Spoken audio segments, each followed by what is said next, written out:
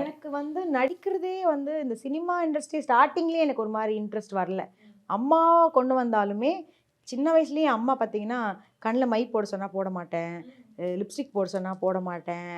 எனக்கு என் அம்மா கெஞ்சுவாங்க, கண்ணில் மை போட்டுக்கோ அழகாக இருப்ப அப்படிலாம் சொல்லுவாங்க. நான் போட மாட்டேன். எனக்கு ஸ்லீவ்லெஸ் ட்ரெஸ் போட்டால் பிடிக்காது. அந்த மாதிரி எனக்கே ஞாபகம் இருக்குது. ஃப்ராக் கொடுக்கும்போது எனக்கு இது இப்படி போட்டால் பிடிக்காது. எனக்கு அந்த கம்ஃபர்டபுளாக ஃபீல் ஆகலை அப்போது. ஸோ சினிமாவில் வரும்போது இந்த மாதிரி விஷயங்கள் தேவைப்படுதுன்னும் போது எனக்கு அப்போ இருந்த அந்த ஒரு மென்டாலிட்டிக்கு எனக்கு அது செட் ஆகலை. நமக்கு ஒரு வயசுக்கு அப்புறம் நமக்கு தெரியும்ல. இப்போ நானுமே முன்னாடி ட்ரெஸ் பண்ணுறதுக்கும் இப்போ ட்ரெஸ் பண்ணுறதுக்கும் நிறைய சேஞ்சஸ் இருக்கு.